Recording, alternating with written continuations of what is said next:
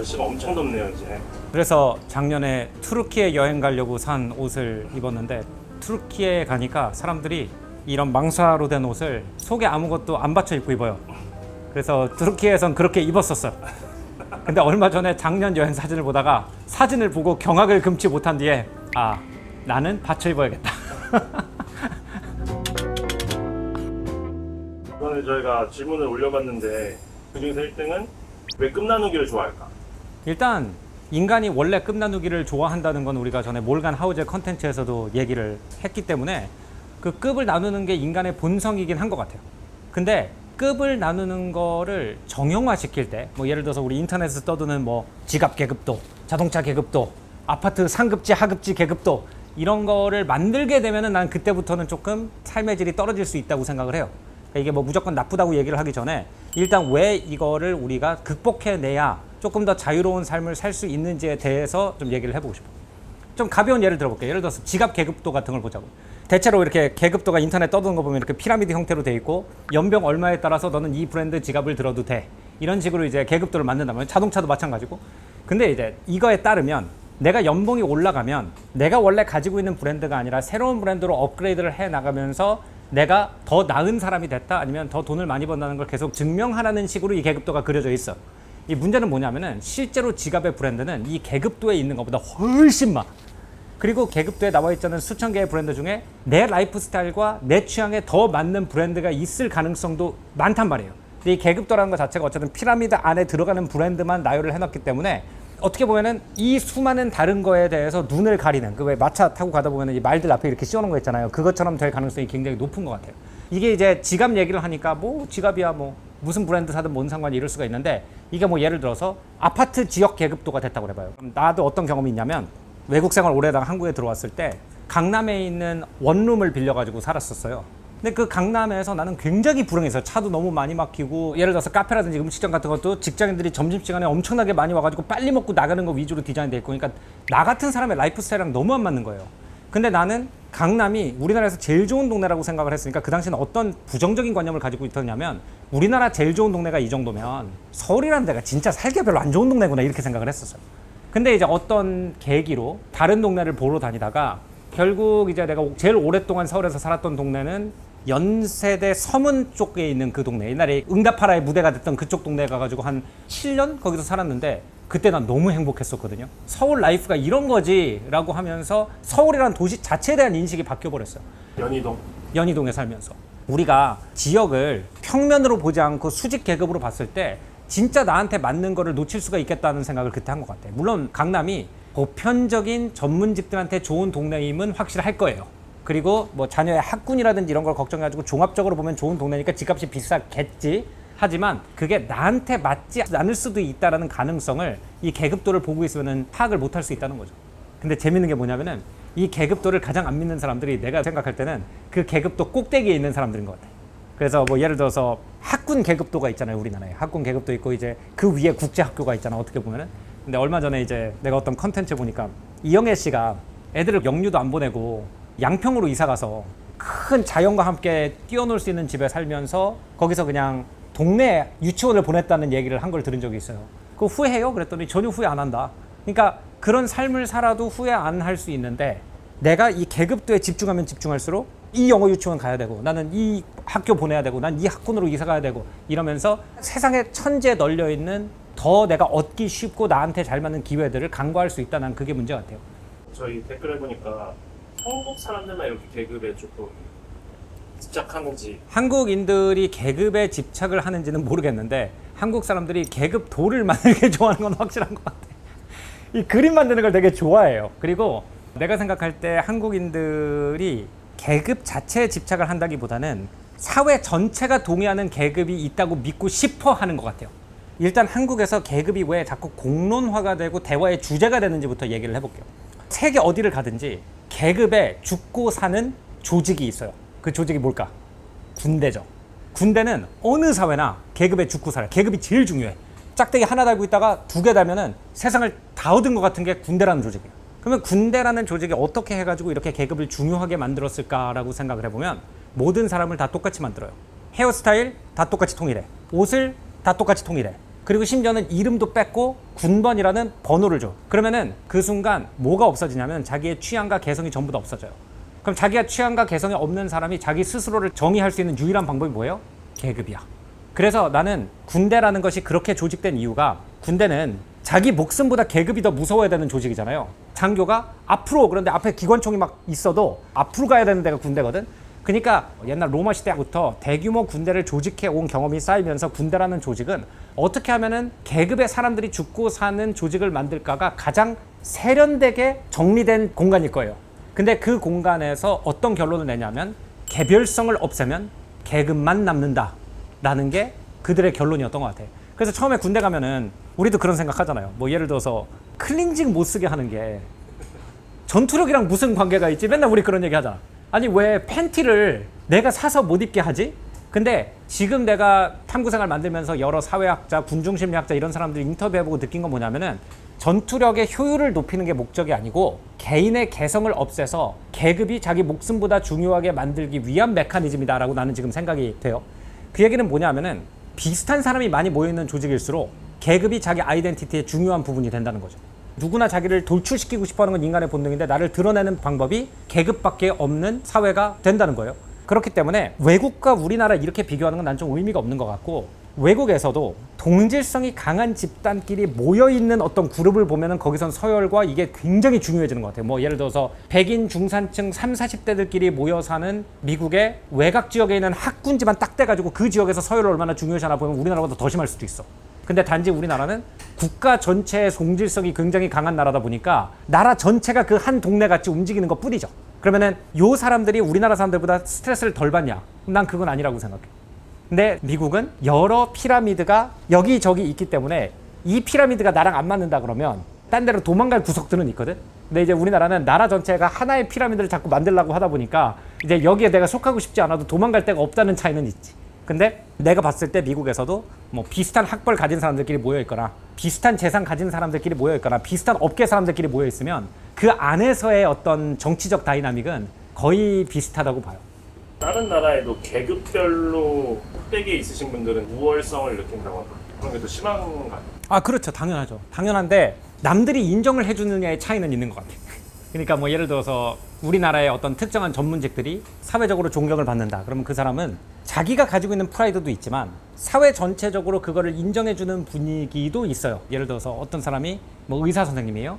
근데 커뮤니티에서 댓글을 달았는데 의료와 전혀 관계없는 댓글이야. 근데 거기에 이제 어떤 사람이 딴지를 걸어. 그러면은 대댓글에 어떤 사람이 의느님이 말씀하시는데 어디서 뭐 니까짓게 뭐 답변을 달아. 뭐 이런 주변 사람들이 그 우월감을 다 인정해주는 분위기 때문에 그 피라미드를 만들 수가 있는 것 같거든요. 근데 이게 다른 나라는 내가 잘 모르지만 미국 같은 나라는 조금 힘들어요. 예를 들어서 뉴욕에 취직을 했는데 어떤 굉장히 자부심이 높은 인도 사람을 만났어. 그래서 이 사람이 왜 이렇게 자부심이 높은지 보니까 이 사람이 1000년 전 국타 제국 시대부터 왕들한테 정신적 지도자였던 브라민들이 자기의 조상이기 때문에 자기 이 정도 자부심을 가지고 있대. 그럼 우리가 그 사람을 우러러 볼까요? 아니면 그냥 흥미롭다고 생각하고 넘어갈까? 흥미롭다고 생각하고 넘어갈 거 아니에요. 아니면 어떤 이란 사람이 엄청난 자부심이 있어. 그래서 왜 이렇게 자부심이 강해? 그랬더니 난 테헤란 대학 출신이래. 그러면 우리는 그 다음 질문이 뭘까요? 우와일까요? 테헤란 대학이 좋은 대학이야 일까요? 테헤란 대학이 좋은 대학이야 일 거잖아요. 그러니까 이렇게 너무 수천 수만 개의 계급 상징이 엉켜 있는 런던이나 뉴욕 같은 도시에 가면 어떤 면에서는 서로 그게 뭔지 몰라가지고 이게 없어져 버리는 이런 현상은 일어나는 것 같아요. 그런데 인간이 계급을 만드는 본능은 있기 때문에 이런 현상이 일어나면은 아이러니하게 뭘로 통일이 되냐? 계급이 돈으로 통일이 돼.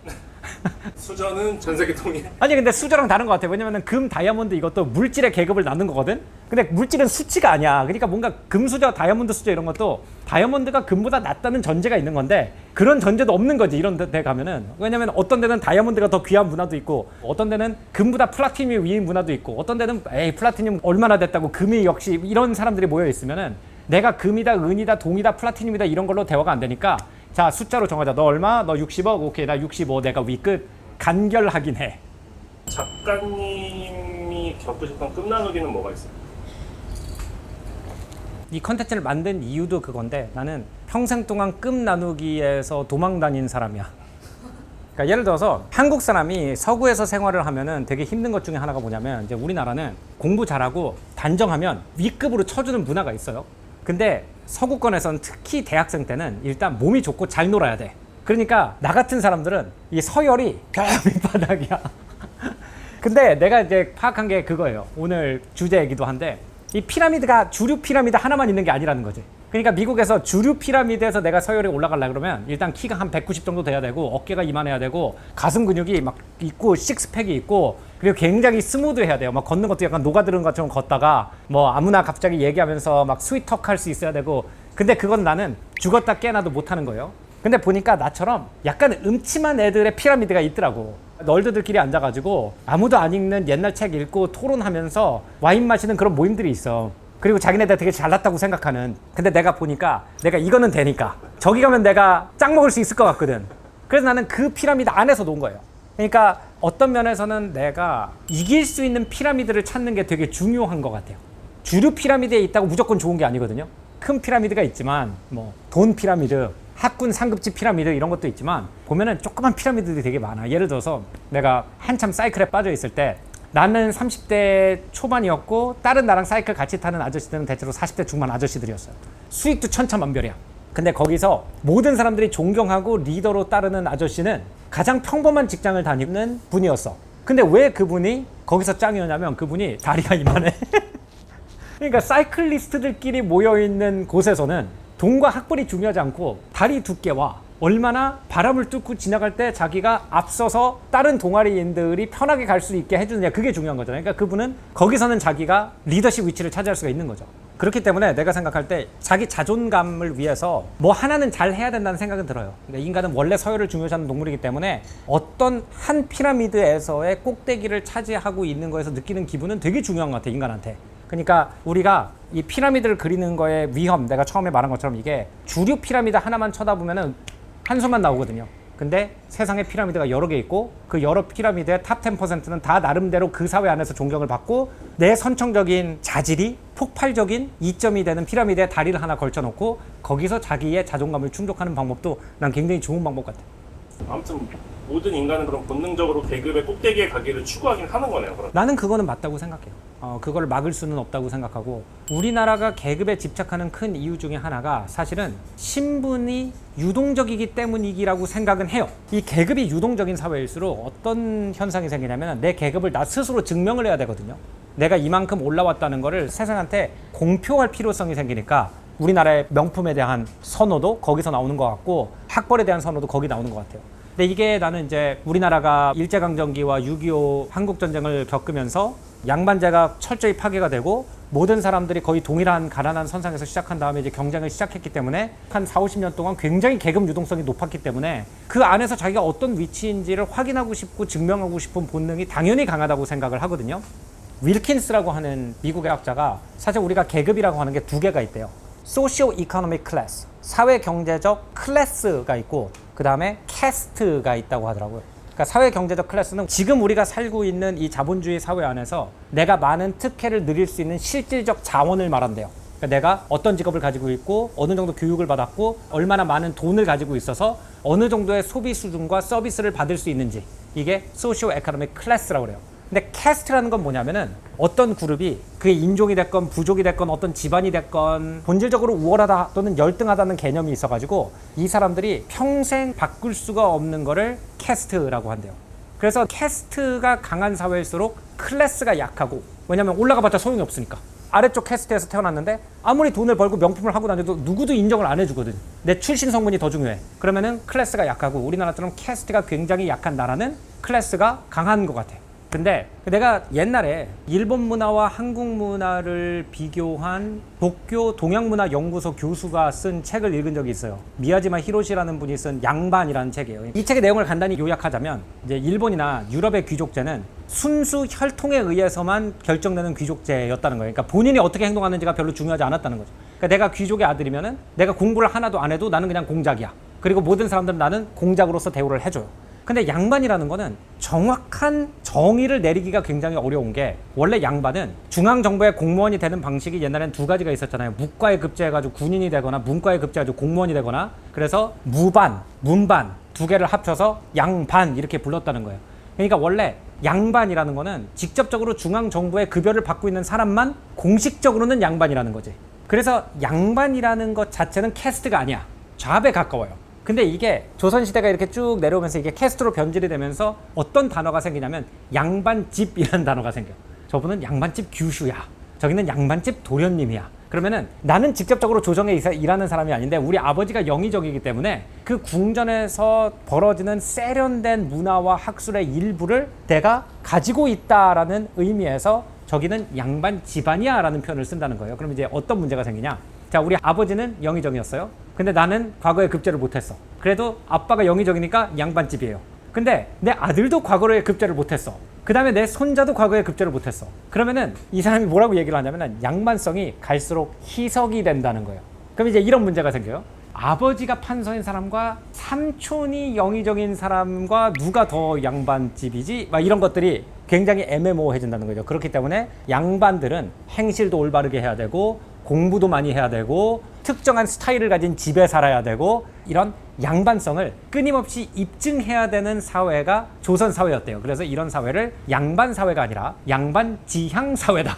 이렇게 얘기를 했는데 내가 이 말을 듣고 물론 이제 외국인이 한국에 대한 자료를 보고 쓴 책이지만 뭔가 망치로 빵 얻어맞는 것 같은 느낌인 거예요. 그래서 왜 그렇게 과거 급제에 집착을 했냐. 귀족들은 과거에 급제할 필요가 없어. 태어나면 그냥 귀족이야. 근데 아까 말한 것처럼 6대 위에 영의정이 한 명 계셔가지고 이제 우리 집안의 양반성이 이만큼밖에 안 남아있어. 그러면 이거를 물 같은 거잖아요. 희석됐단 말이에요. 양반성이라는 식초를 다시 집어넣으려면 유일한 길이 자손 중에 한 명이 장원급제를 해가지고 다시 판서를 지내고 영의정을 지내고 이러면 다시 자기의 양반성이 충전이 되거든요. 그래서 이런 것들이 뭐 현대 한국 사회랑 얼마나 관계가 있는지 모르겠지만 현대 한국 사회랑 굉장히 비슷하긴 한 것 같아요. 우리나라도 지금 뭐 사법시험 붙으면 맨날 이렇게 다 그렇지. 그 양반성을 재충전하는 거지. 가끔씩 이렇게 해줘야 되는 거야. 신분이 워낙 유동적인 사회이기 때문에 자기의 신분을 끊임없이 퍼포먼스로 보여주지 않으면 어떤 집에 살고 어떤 차를 몰고 어떤 백을 들고 다니고 이걸로 보여주지 않으면 자기의 계층이 희석된다는 느낌을 받는 그런 사회인 거는 미야지마 히로시 교수가 양반이라는 책에서 묘사한 조선 중기 사회와 지금이 굉장히 공통적인 모습을 보이고 있다고도 볼 수 있을 것 같아요. 이런 계급도가 없어졌어요. 예를 들어서 모두가 이퀄이야. 그러면 돈만 남아. 평등해질까요? 아니면 행복할까요? 계급도가 없다면 나는 경쟁 자체가 나쁘다고 생각하지 않아요. 경쟁이 있어야지 인간이 눈도 반짝반짝해지고 머리도 핑핑 돌아가고 혈액순환도 빨라지고 심장도 두근두근 뛴다고 생각을 하는 사람이야. 그렇기 때문에 북유럽에 가서 살래 그러면 나는 별로 그렇게 살고 싶진 않아요. 거기 맞는 분들이 있어. 근데 나는 북유럽 가서 그 얀테의 법칙인가? 그거 따르면서 살래. 그러면 누가 봐도 그거 지킬 사람처럼 안 보이잖아. 그잖아. 난 나 내세우기 좋아하고 내 의견이 중요하고 내 의견이 중요하다 생각하니까 이렇게 유튜브도 찍고 있고 그리고 인간을 계속 움직이게 만드는 게 계급 상승에 대한 욕망이기 때문에 나는 계급 상승에 대한 욕망이 없는 사회가 좋은 사회라고 생각은 안 하는데 단지 내가 생각할 때 나쁜 사회는 뭐냐면 게임이 하나밖에 없는 사회는 나쁜 사회가 돼. 그러니까 예를 들어서 내가 운동을 하고 싶어요. 사람이 체형이 다 다르고 체급도 다르단 말이야. 근데 운동을 하러 갔는데 운동이 딱 하나밖에 없어요, 세상에. 근데 그 운동이 권투야. 근데 그 권투에서 체급을 안 나눠. 그래가지고 몸 큰 사람이 무조건 이겨. 그리고 거기에 의해서 모든 사회 사율이 정해져. 그럼 나는 그건 좋은 사회라고 보지 않죠. 근데 예를 들어서 키가 좀 작고 날렵하고 유연한 사람이 이기는 체조 같은 종목도 있고 그리고 뭔가 이악 물고 참는 힘이 이기는 사이클링이나 마라톤 같은 종목도 있고 힘센 사람이 이기는 뭐 역도 같은 종목도 있고 이런 것들이 다양하게 배치돼 있어서 나한테 제일 잘 맞는 종목을 걸러서 거기서 내가 열심히 할 수 있는 사회는 난 되게 좋은 사회라고 생각해요. 그래서 나는 아까 말한 것처럼 피라미드가 없는 사회가 좋은 사회는 아닌 것 같고 피라미드가 많은 사회 그리고 그 피라미드 밖의 사람과 나를 굳이 견주지 않는 사회는 좋은 사회라고 생각해요. 이래서 계급도를 만드실 수가 있어요. 이 계급도를 이제 한국에 다 퍼뜨릴 거야. 그럼 어떤 계급도를 만들고 싶으세요? 내가 퍼뜨리고 싶은 계급도 백수가 제일 위인 계급. 하루에 자기가 누릴 수 있는 자유시간으로 계급을 정하는 거지. 그러면은 나처럼 특정한 직업이 없는 사람들이 이제 위가 되고 아주 바쁘신 전문직 분들이 나로 내려가시는 지금 반대잖아. 지금은 이제 요즘 바쁘시겠어요 이게 칭찬이잖아요. 그러면은 요즘 너무 바쁘죠 막 이렇게 얘기하잖아. 근데 나는 그걸 거꾸로 뒤집어서 백수가 위고 바쁜 사람이 아래로 가는 시간 계급도. 시간 계급도. 시간 부자와 시간 빈곤층. 요즘에 너 바쁘다며. 맞아. 그렇게 나. 요즘 바쁘다며 어떡해. 아니 그냥 멍 때리기를 한 지가 벌써 3달이 됐다고? 멍 때리기가 건강에 얼마나 중요한데. 마늘 다질 시간이 없어서 다진 마늘을 사가지고 김치를 담근. 그럼 안 되지. 인간이 마늘은 직접 다져야지. 약간 오픈해요. 우픈데 이게 생각해보면은 삶의 질을 보면 이게 진짜 계급이기도 해. 어떤 면에서는. 우리가 제일 부러워하는 사람들은 여유로운 사람들이야. 근데 우리가 만들어 놓은 계급도를 쫓아가다 보면 제일 중요한 걸 잃어. 근데 그 제일 중요한 게 뭐냐면 시간 계급. 이것도 재밌는 것 같아요. 그 피라미드를 여러 개 그려보는 게 중요한 게 뭐냐면 한 피라미드에서 올라가려고 그러는 노력이 다른 피라미드에서 나를 낮출 수가 있다. 그러니까 예를 들어서 돈 계급과 시간 계급이 그래. 돈 계급에서 나를 높이려고 하다가 시간 계급에서 내가 낮아질 수도 있고, 공부 계급에서 나를 높이려고 그러다가 건강 계급에서 낮아질 수도 있고. 그러니까 이거를 잘 봐야 돼. 하나를 옵티마이즈 시키다 보면은 다른 것들이 내려가거든. 멍 때리는 시간도 없고 쉬는 시간도 없고 잠줄여가면서 공부를 한다. 그러면 공부 계급에서 내가 올라가겠지? 이거를 올리고 있는 중에 딴 게 가만히 있는 게 아니라고요. 건강이나 컨디션이라는 게 딴 게 내려가고 있다고. 그때 이제 결정을 해야 되는 것 같아. 이게 올리는 게 더 중요한지 얘네가 안 내려가는 게 더 중요한지. 결국에 근데 사람들이 인정하는 계급도는 있는 거잖아요. 그 계급도를 올라가기 위한 노력하는 거는 괜찮은 걸까요? 그게 나한테 중요하면. 근데 나는 항상 이런 질문을 하는 게 중요하다고 생각해요. 사람들이라는 단어가 별로 안 좋은 단어야. 그잖아요. 뭐 사람들이 인정한다. 누가 인정하는데? 모르잖아. 그럼 예를 들어서 지금 나한테 제일 중요한 건 내 가족이에요. 그럼 내 가족이 실제로 두 개의 현실을 놓고 선택을 하라고 그랬을 때 집에 한 번도 안 들어오는데 아파트 평수가 조금 늘어나는 아빠를 선택할까? 아니면 아파트 평수는 그대로 있는데 자기랑 4시간, 5시간 놀아줄 수 있는 아빠를 선택할까? 그럼 난 100% 후자라고 생각해. 그러면은 내 아들이 인정해주는 계급도는 시간 계급이지 부의 계급이 아니야. 그러니까 사람들이라는 단어가 나는 진짜 안 좋은 단어라고 생각을 해요. 왜냐면 누구라고 특정화를 안 했어. 그 사람들이 대체로 뭔지 알아요? 나야. 사람들. 그러면 익명의 다수를 말하는 것 같죠. 익명의 다수들이 내가 무슨 백 들고 다니고 내가 무슨 차 타고 봐요? 아무도 안 봐. 그러면은 특정한 사람을 말하면은 내 와이프, 내 아들, 내 베스트 프렌드, 우리 부모님 말하면은 그 분들이 원하는 건 완전히 다를 수도 있어요. 사람들이 이렇게 본다라고 하는 거는 진짜 사람들이 그렇게 보는 게 아니라 내가 나 자신을 그렇게 본다는 거겠죠.